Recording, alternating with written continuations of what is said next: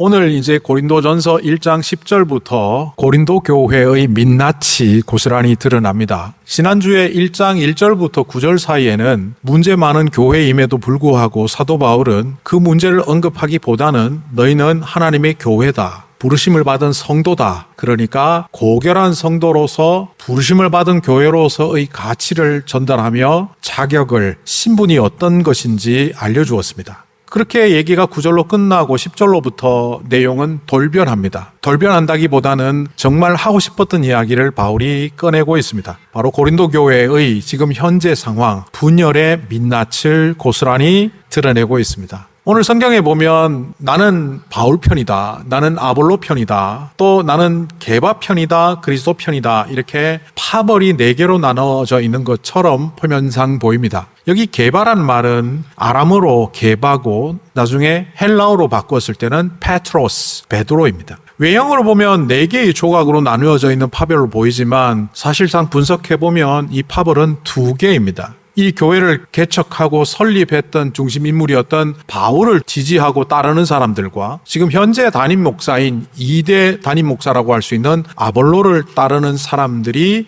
갈등하고 부딪히고 있는 가운데 3자적 입장을 갖고 있던 사람들, 방관자 입장을 갖고 있던 사람들은 이렇게 반응을 합니다. 교회 전체 대표는 베드로 아니냐? 그러면 나는 차라리 베드로 편 할래? 또 일부 사람들은 그랬을 거예요. 이꼴저꼴 다 보기 싫으니까 나는 사람 편 안 할래. 나는 그리스도 편이야. 얼핏 보면 게바 편이다, 또 그리스도 편이다 이렇게 말한 사람들은 파벌에 참여 안 한 것처럼 보이지만 바울은 4가지 목록 리스트를 통해서 이들이 모두 갈등의 양상을 갖고 있는 사람들임을 보여주었습니다. 사실 어떤 학자가 이렇게 써놓은 것을 본 적이 있습니다. 고린도 교회의 모든 갈등의 시작점은 바울이 설교를 못해서다. 고린도후서 10장에 보면 그가 글로서는 무게가 있지만 말로서는 별 것이 없다라는 표현이 나옵니다. 쉽게 바꿔보면 바울이 고린도 교회를 설립하고 1년 반 동안 사역하는 기간 동안 설교를 잘 못했던 것으로 보입니다. 특히 아볼로가 오고 난 다음에 아볼로랑 비교되면서 그것이 더욱더 도드라졌던 것으로 보입니다. 사도행전 18장에 나오는 내용으로 보면 아볼로는 언변이 좋다라는 것을 볼 때 설교를 굉장히 잘하는 사역자로 보입니다. 또 공교롭게도 이 아볼로라는 이름이 헬라의 신화 속에 나오는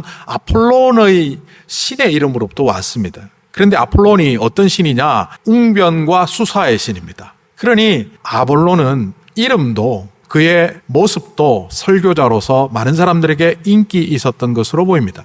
그러다 보니 교회를 세울 때 고생하고 수고했던 바울을 인정하고 따르는 사람들과 지나간 사람은 잊어버리고 현재 사역자인 아볼로를 지지하는 사람들과 사이에 조금씩 틈이 생겼고 그 틈은 갈등, 나아가서 분열로 나아갔습니다. 게바파다 그리스도파다 하는 사람들은 수수방관하며 제3자 입장을 취했지만 이 또한 하나의 분열입니다. 이미 교회에서 이런 사례들이 있죠. 교회 분열이 일어나서 A파와 B파가 갈등하면 제3파는 이 꼴 저 꼴 안 볼래, 나 교회 딴 교회 갈래. 그 또한 분열이라는 것을 고린도 교회를 통해서 목격하게 됩니다. 근데 오늘 이 고린도전서 1장 10절부터 17절까지의 말씀을 헬라어로 보면 조금 더 분명한 것이 보입니다.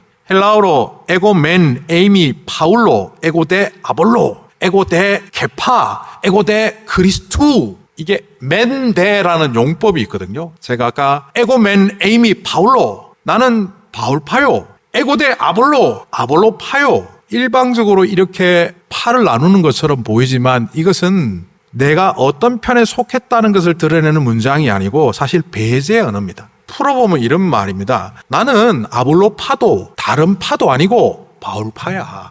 아볼로파에서는 나는 바울파가 아니라 아볼로파야. 우리 편만 이쪽에 모여 라는 배제 언어를 헬라어로 쓰고 있다는 것을 맨데라는 용법으로 볼 수 있습니다. 그리고 더 중요한 것은 사용하지 않아도 되는 1인칭 주어를 굉장히 강조하고 있습니다. 헬라어는 영어와 달리 동사의 어미에 인칭 변화와 격 변화를 갖고 있습니다. 그러니까 1인칭 주어를 쓰지 않더라도 동사만 보아도 알 수 있습니다. 그런데 1인칭 주어 에고라는 말을 에고 맨 에이미 파울로 에고 데 아볼로 에고 데 게파 에고 데 그리스도 다 쓰고 있습니다. 이걸 우리말로 쉽게 번역해보면 이런 의미입니다. 나로 말할 것 같으면 바울 편이야. 자기를 드러내기 위한 표현이 강조되어 있습니다. 그래서 우리 언어로 보면 나는 바울 편이요, 아볼로 편이요, 예수 편이요, 게바 편이요 이렇게 말한 것 같지만 헬라어로 풀어보면 나로 말할 것 같으면 그런 말이 4개 문장에 다 들어가 있습니다. 저는 이것을 이렇게 봅니다. 깃발은 4종류가 있습니다. 그죠? 바울, 아볼로, 게바, 그리스도. 그런데 깃대는 다 같은 종류의 것을 사용합니다. 나 자신. 아볼로 편이었던 사람이 어느 순간에는 게바 편이 될 수도 있고 게바 편이었던 사람이 어느 순간 바울 편이 될 수도 있습니다. 깃발은 바꿔 달면 됩니다. 저는 이 문장을 이렇게 보면서 결국 이 교회의 분열은 누구의 편이냐, 깃발의 문제가 아니라 내가 인정받느냐 인정받지 못하느냐, 내 주장이 통하느냐 통하지 않느냐는 깃대의 문제라는 것을 오늘 이 성경을 통해서 볼 수 있습니다. 그런데 이 고린도 교회를 보면서 이런 생각이 듭니다. 우리는 초기 신약 교회, 1세기 교회에 대한 환상이 있는데 이 고린도 교회가 여지없이 그 환상을 깬다라고 생각합니다. 이상적인 교회라고 보여지는 그 신약 성경에 등장하는 교회들이 어떻게 이렇게 오늘날 우리보다도 못하게 혹은 우리와 똑같은 모습으로 분열할까? 근데 이건 고린도 교회만의 문제가 아닙니다. 초대교회라고 말하는 초기 신약교회를 환상을 갖고 볼 필요가 없습니다. 그들 가운데도 여전히 문제가 있었고 분열이 있었습니다. 중요한 것은 그 분열과 문제를 어떻게 해결했느냐, 이게 중요합니다. 많은 사람들이 하나님 나 상처받지 않고 살게 해주십시오 하는데 그거는 죽어야만 가능합니다. 상처를 받느냐 안 받느냐가 중요한 것이 아니라 상처받은 사람이 치유되느냐 안 되느냐, 이게 중요합니다. 사도행전에 등장하는 첫 번째 교회라고 말하는 예루살렘 교회를 보십시오. 성령이 임하여 하루에 3,000명씩 회개하고 돌아오는 놀라운 교회인데 사도행전 6장에 보면 헬라파 유대인들과 히브리파 유대인들이 갈등하며 분열하는 모습을 보입니다. 역사 속에서 별 문제도 아닌 것 같고 동방교회와 서방교회가 갈라집니다. 교회 2000년 역사를 일컬으며 한 교회 역사가는 그렇게 말합니다. 분열의 역사다. 왜 이렇게 분열할까? 간단합니다. 뭉치는 것보다 분열이 쉽습니다. 제가 과학 이야기를 잠깐 할 텐데요. 이 분열과 화합을 설명해주는 과학 현상이 하나 있는데 그게 핵분열과 핵융합입니다. 원자력 발전소에 발전을 하기 위해서는 핵분열을 일으킵니다.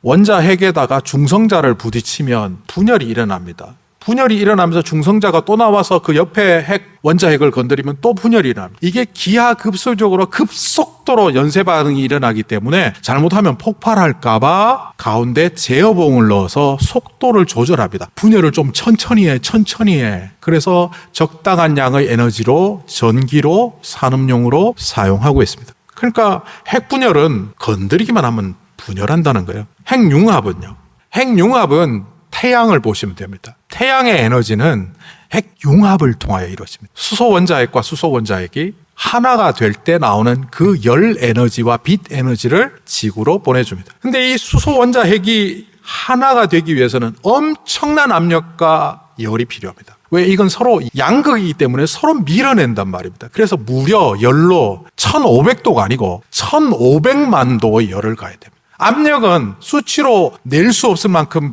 높은 압력을 가해서 수소가 결합하게 하고 그 수소가 결합하는 핵융합 반응을 통하여 우리에게 빛과 에너지를 보내주고 있습니다. 이게 정말 어렵거든요. 그런데 그 융합을 하면 나오는 에너지는 우리가 받는 태양의 에너지입니다. 발생했던 에너지의 22억 분의 1을 우리 지구에 보낸답니다. 그런데 그 지구가 받는 태양 에너지의 1시간의 열, 빛, 그 에너지가 온 지구가 발생하는 1년치 에너지랑 동일합니다. 발전소가 돌아가고 전기로 풍력으로 기름을 떼서 나오는 모든 에너지의 1년치 총합이 태양 에너지가 지구에 도달하는 1시간 분량밖에 되지 않는답니다. 핵융합은 이렇게 엄청난 에너지를 내는데 들어가 보면 1초에 무려 430만 톤을 자기 희생시켜야만 그 빛과 열을 냅니다. 그래서 과학자들은 태양이 어느 날 없어질 거다. 워낙 크니까 430만 톤이 얼마 안 되는 것 같지만 1초에 430만 톤의 자기 침하가 일어나서 그걸로 일어나는 에너지와 빛을 우리에게 보내고 있습니다. 제가 왜 이 과학 이야기를 이렇게 길게 하는지 나중에 아시게 될 겁니다. 그런데 바울은 이 분열을 어떻게 보고 있습니까?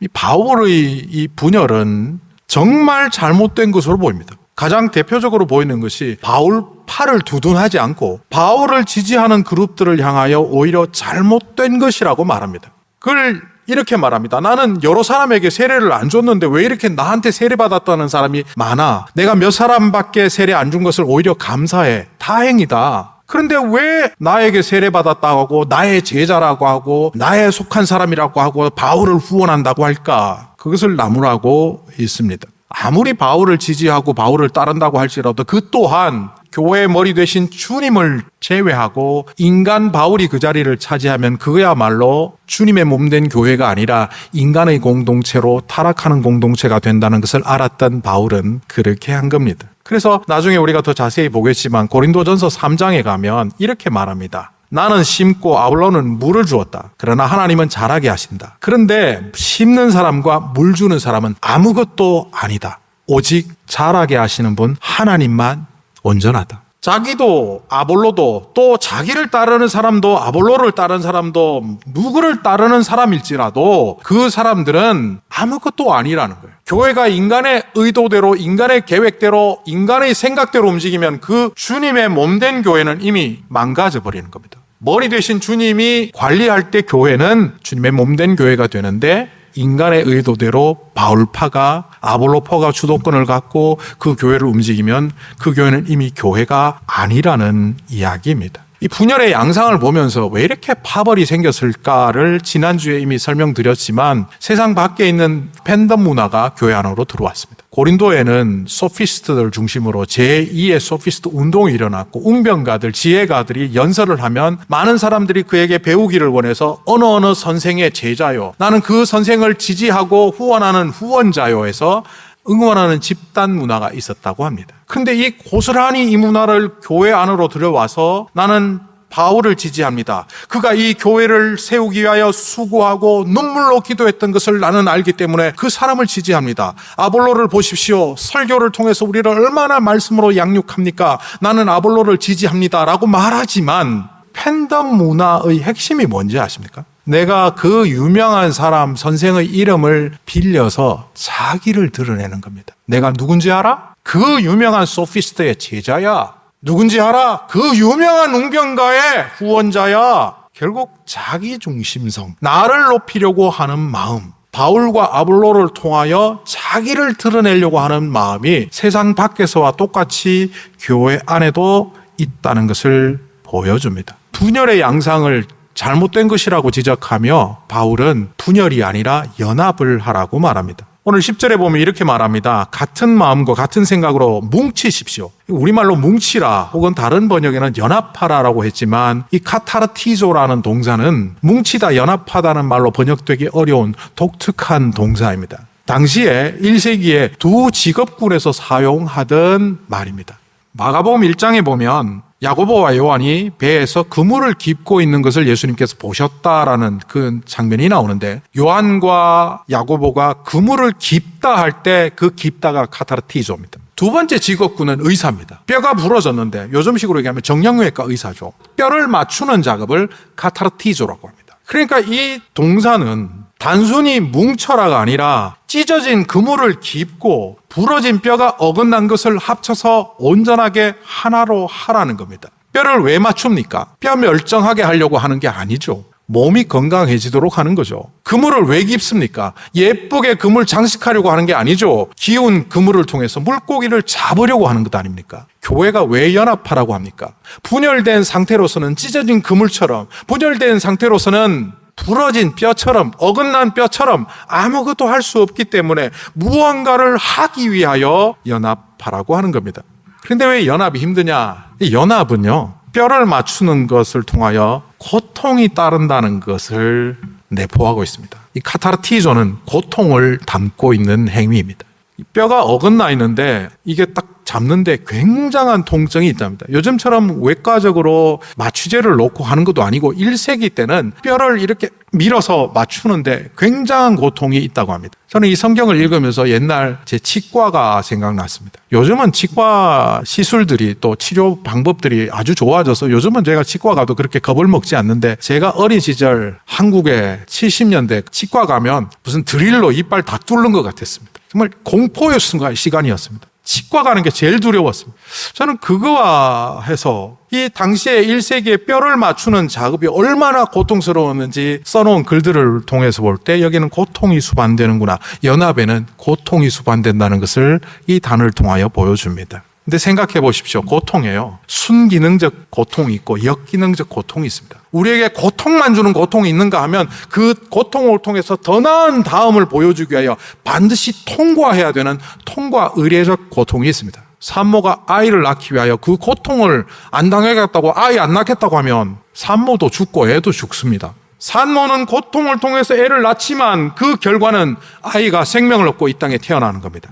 언젠가 얘기했지만 랍스터 종류 있죠? 갑각류들. 이 랍스터는 불로장생의 생물이라고 합니다. 사람이 노화되는 게 텔로미어가 점점 짧아져서 그런데 이게 텔로미어가 계속 재생된답니다. 그런데 왜 가재는 영원히 살지 못하느냐? 첫째는 포식자들에 의해서 먹혀버린답니다. 사람들이 랍스터를 먹죠. 두 번째는 탈피 과정에서 많이 죽는다고 합니다. 포식자는 제외해놓고 이 탈피만 제대로 하면 가재들은 영원히 살 수 있답니다. 140년 된 가재가 보스턴 앞바다에서 잡혔다는 뉴스가 나온 적도 있었습니다. 그런데 한때는 이 랍스터 종류들은 고통을 못 느끼기 때문에 그냥 뜨거운 물에 푹푹 넣어도 괜찮다라고 했는데, 최근에 나온 자료들로는 고통을 느낀답니다.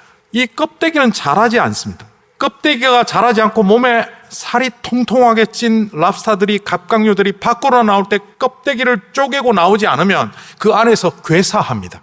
근데 나오게 되면 나올 때도 다치지만 말랑말랑한 살이 그대로 노출되어서 적들에게 보호되지 못해서 그 순간 죽음의 위협 속에 빠질 수도 있지만 나와야만 합니다. 왜? 그 고통과 위험을 감내할 때 그들에게는 생명을 낳는 성장이 있고 앞으로 살아갈 수 있는 길이 열리기 때문입니다. 산모가 아이를 낳을 때 생명을 낳기 위하여 고통이 있고, 갑각류들을 보면서 성장하고 새로운 삶의 단계로 가기 위하여 고통이 필요합니다. 그런데 우리는 그 고통을 멀리합니다. 편하게 살고 안온하게 살고 아무 문제 없이 살고, 그러다 보니 속으로 골마 터지고 있는데도 그냥 그렇게 살아갑니다. 껍데기를 벗어야 합니다. 고린도 교회가 세속 문화로부터 들어오는 그 문화의 껍데기를 벗어버렸다면 이렇게 분열하지 않았을 텐데, 그 껍데기를 붙잡고 살아가다 보니 어느새 속으로 괴사하고 있습니다.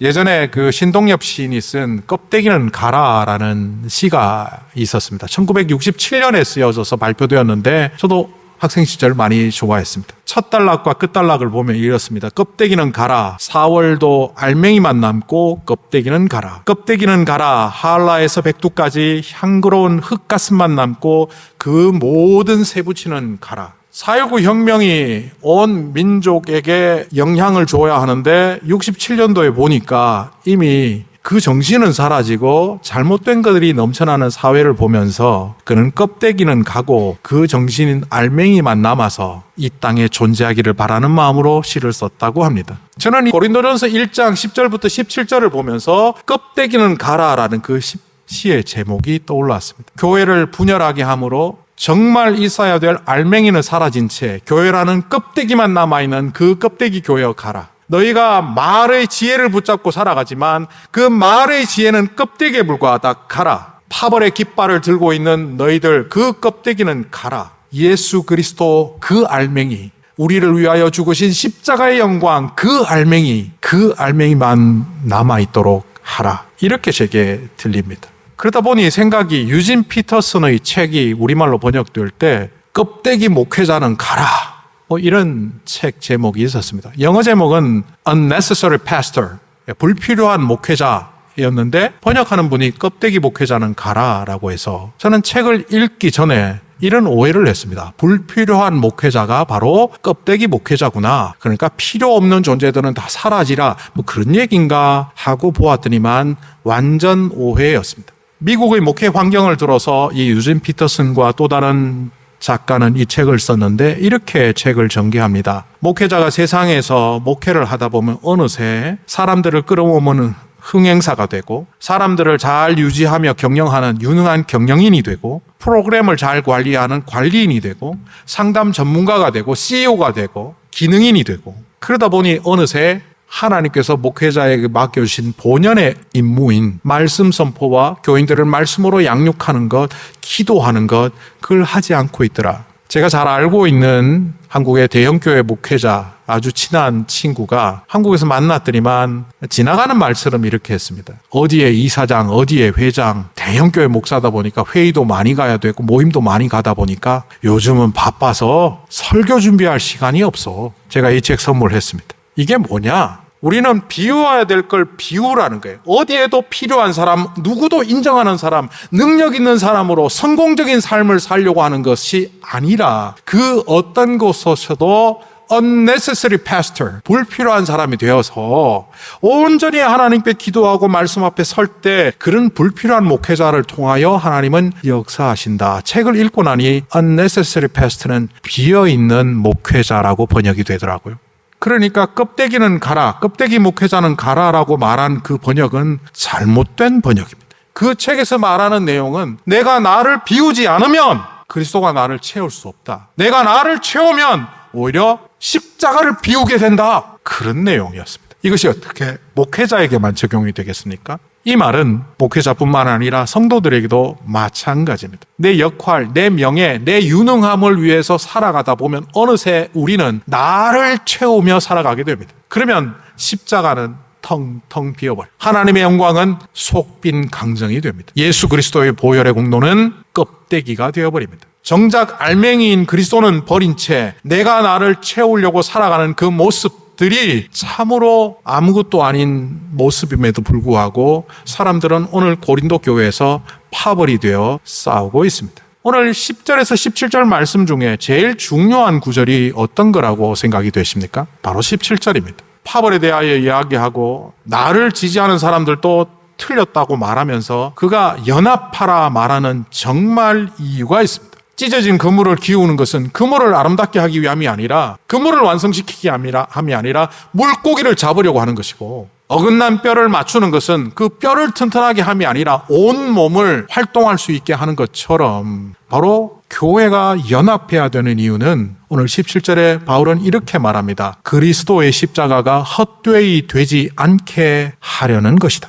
그리스도의 십자가가 헛되다. 다르게 말하면 모욕당하지 않도록 위함이다. 그리스도의 십자가는 누구를 통해서 모욕당합니까? 우리는 흔히 세상에서 그리스도를 모욕하고 교회를 모욕하고 십자가를 모욕하면 막 화를 냅니다마는 화낼 필요 없습니다. 그리스도의 십자가는 그리스도인 소위 말해서 믿는다고 자부하는 우리들을 통해서 모욕당합니다. 어머니의 속이 아버지의 속이 문드러질 때 옆집 아이 때문에 문드러지지 않습니다. 사랑하는 내 자녀 때문에 부모의 속은 문드러지듯이 예수님의 속도, 하나님의 속도, 그리스도의 영광도 바로 믿는 우리들을 통하여 모욕당하고 있습니다. 비워야 될 때 비우지 못하고 내려놓아야 될 때 내려놓지 못할 때 우리는 늘 우리를 채우며 살아갑니다. 나는 바울을 지지하는 사람이라고 바울을 채웠지만 실상은 자기 중심을 채우는 것이고 아볼로를 지지한다고 아볼로를 채우는 것 같았지만 결국은 자기를 채우는 그런 삶을 살아갈 때 어느새 우리의 그리스도의 영광의 십자가는 비어버린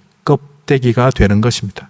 우리에게는 두 개의 비움의 선택이 있습니다. 나를 비울 것인가 아니면 그리스도를 비울 것인가. 나를 비우는 자는 하나님이 우리를 채우심으로 우리를 통하여 하나님의 영광이 드러나는데 나를 비우지 못하고 채우는 자를 통해서는 그리스도가 비어지는 텅 빈 십자가가 되어버립니다. 태양이 융합 반응을 일으키면서 1초에 430만 톤을 자기 몸을 녹입니다. 엄청난 양 아닙니까? 우리 가까이에 초를 켜놓아 보십시오. 그 양초는 자기 몸을 녹이며 빛을 발합니다. 하나님께서는 우리가 이 땅에서 녹아 없어지더라도 그리스도의 빛을 발하는 자가 되라고 함에도 불구하고 우리는 우리를 지키기 위하여 그 불을 꺼버립니다. 빛의 자녀가 아니라 어둠의 자녀가 된다는 것입니다. 고린도전서 3장 23절에서 이렇게 말합니다. 휘메이스테 크리스투.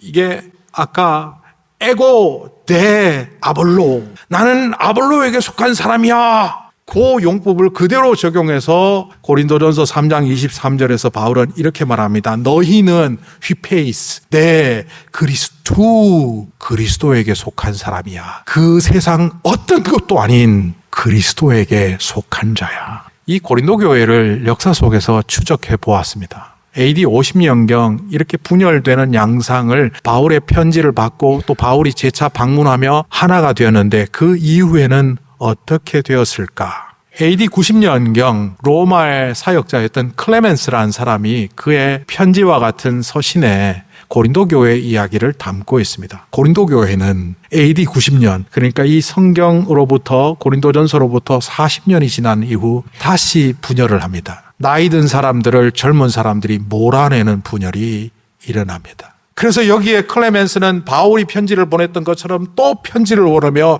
분열이 아니라 하나 되며 융합하는 교회가 되도록 권고합니다. 이렇게 끝났다면 슬픈 이야기가 될 텐데 또 세월이 지나 이 고린도 교회의 이야기가 AD 170년경에 또 문헌을 통해서 등장합니다. 그때 기록을 남긴 사람은 고린도 교회의 감독, 담임 목사라고 할 수 있는 디오니시우스입니다. 디오니시우스가 다른 지역에 가서 말씀을 전하는 내용이 기록으로 남아있는데 그 내용에 이런 것이 있습니다. 분열과 잘못된 길을 가고 있던 우리 고린도 교회에 AD 90년경 클레멘스를 통하여 하나됨을 말씀해 주신 그 말씀이 서신이 하나님의 말씀이라는 것을 깨닫고 우리는 AD 90년경부터 AD 170년경까지 지금까지 예배 때마다 그 편지를 낭독하고 있습니다. 그리고 그 낭독으로 말미암아 우리는 90년부터 170년까지 무려 80년 기간 동안 분열이 없는 교회가 되었습니다. 우리는 쓰러질 수 있습니다. 넘어질 수 있습니다. 잘못될 수 있습니다. 그것을 하지 않게 해달라고 하나님께 기도하는 것은 잘못된 기도입니다. 넘어지더라도 쓰러지더라도 사람의 도움이 아닌 하나님의 도움에 의지하여 일어설 수 있는 사람이 되게 해달라고 기도해야 됩니다. 바울이 고린도 교회에서 했던 그 내용은 고린도 교회를 변화시켰고 AD 90년경 또 한 번 넘어졌지만 클레멘스를 통하여 전달되었던 그 내용이 하나님의 말씀이 되어 붙잡았을 때 AD 170년 무려 120년의 시간이 지난 이후에도 그 교회는 여전히 하나 된 교회로 역사 속에 남아 있습니다. 오늘 우리는 어떤 교회입니까? 오늘 우리는 어떤 사람입니까? 나를 채우며 십자가를 비워버리는 사람입니까? 아니면 나를 비우며 십자가를 채우는 사람입니까? 기도하겠습니다.